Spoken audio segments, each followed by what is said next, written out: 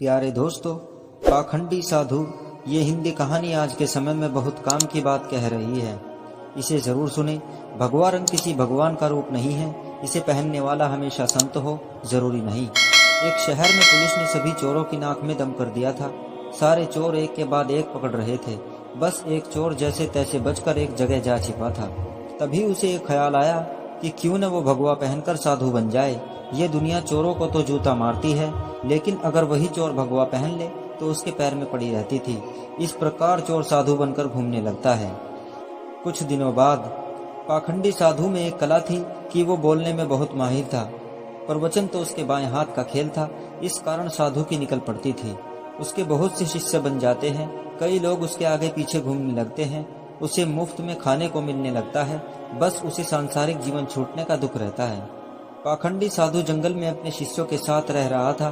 तभी उसके आश्रम में एक सेठ आया। सेठ को भी पाखंडी साधु ने अपने बोलने की कला से प्रभावित कर दिया। साधु से मिलकर जब सेठ अपने घर पहुंचा तो उसे एक ख्याल आया। असल में सेठ को एक दुविधा थी। उसके पास बहुत सोना था, जिसे चोरों के डर के कारण वो अपने घर में नहीं रख सकता था। उसने सोचा, क्यों न ये सोना साधु के आश्रम में रख दिया जाए, क्योंकि साधु को कभी कोई मोह माया नहीं रहती। वो तो भगवान का रूप होते हैं। किसी को ऐसे देवता पर शक भी नहीं होगा कि उनके आश्रम में सोना गड़ा हुआ है। ऐसा सोचकर सेठ दूसरे दिन सोना लेकर पाखंडी साधु के आश्रम आता है और उससे पूरी बात बताता है। फिर क्या था, पाखंडी साधु का तो दिल गदगद हो गया। उसकी आंखें तो उस सोने की पोटली से हट ही नहीं रही थी। उस सेठ ने वो सोने की पोटली आश्रम के एक पेड़ के नीचे दबा दी और वहां से चला गया। अब साधु को नींद कहाँ आनी थी। वो रात भर उस सोने की पोटली के बारे में सोचता रहा। उसने सोचा, अगर ये सोना मिल जाए तो जीवन तर हो जाए, सांसारिक सुख भी मिलेगा जो इस भगवा कपड़ों ने छीन लिया है। इस तरह साधु ने कई सपने देख डाले। दूसरी तरफ सेठ सोने को आश्रम में रखकर संतुष्ट होकर सो गया। कुछ समय बीतने पर साधु ने एक योजना बनाई। उसने सोचा कि वो इस सोने को लेकर चला जाएगा और सेठ को शक न हो, इसलिए वो उसके घर जाकर जाने की बात कहेगा, ताकि सेठ को ये न लगे कि साधु सोना लेकर भागा है। अगले दिन साधु सेठ के घर जाता है। सेठ के पास एक व्यापारी बैठा रहता है। साधु को आता देख सेठ खुशी से झूम जाता है और कई पकवान बनाकर खिलाता है।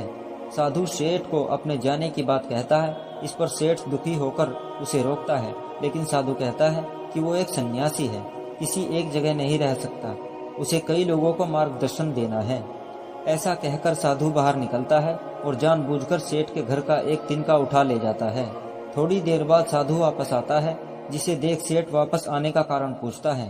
तब साधु कहता है कि आपके घर का ये एक तिनका मेरी धोती में लटक कर मेरे साथ जा रहा था, वही लौटाने आया हूँ। सेठ हाथ जोड़कर कहता है, इसकी क्या जरूरत थी। तब साधु कहता है, इस संसार की किसी वस्तु पर साधु का कोई हक नहीं है। फिर अपनी बातों से वो सेठ को मोहित कर देता है और वहाँ से निकल जाता है। ये सब घटना सेठ के पास बैठा व्यापारी देखता है और सेठ से पूछता है कि कौन है ये साधु। तब सेठ उसे पूरी बात बताता है, जिसे सुनकर व्यापारी जोर जोर से हंसने लगता है। सेठ हंसने का कारण पूछता है। तब व्यापारी उसे कहता है, तुम मूर्ख हो, वो पाखंडी तुम्हें लूट के ले गया। जिस पर सेठ कहता है, कैसी बात करते हो, वो एक संत है, बहुत ज्ञानी है। व्यापारी कहता है, अगर तुम्हें अपना सोना बचाना है तो उस जगह चलो जहाँ सोना दबाया था। सेठ उसे वहाँ लेकर जाता है और खुदाई करवाता है, लेकिन उसे कुछ नहीं मिलता। वो रोने लगता है। तब व्यापारी उसे कहता है, रोने का वक्त नहीं है, जल्दी चलो, वो साधु दूर नहीं गया होगा। सेठ और व्यापारी पुलिस को बोलते हैं और पुलिस उस पाखंडी साधु को ढूंढ लेती है। तब सभी को पता चलता है कि वास्तव में ये कोई सिद्ध बाबा नहीं, एक चोर था, जिसने अपनी बोलने की कला का इस्तेमाल कर कई लोगों को लूटा था। पुलिस से बचने के लिए भगवा पहन लिया था। सोना मिलने के बाद सेठ की जान में जान आती है। सेठ व्यापारी से पूछता है कि उसे कैसे पता चला कि ये साधु पाखंडी है। व्यापारी ने कहा, वो साधु बार बार अपने आप की तारीफ कर रहा था। संत कितने महान होते हैं, बार बार यही दोहरा रहा था। जबकि जो सच मायने में संत होते हैं, उन्हें इस बात को दोहराने की जरूरत नहीं पड़ती। इसलिए मित्र, आज के समय में जो भगवा पहनकर प्रवचन देते हैं, वो सभी संत नहीं होते। तो प्यारे दोस्तों, कहानी अगर अच्छी लगे तो कमेंट बॉक्स में ज़रूर बताइएगा और मेरे चैनल गोल्ड स्टोरीज को ज़्यादा से ज़्यादा सब्सक्राइब कीजिएगा। बहुत बहुत शुक्रिया।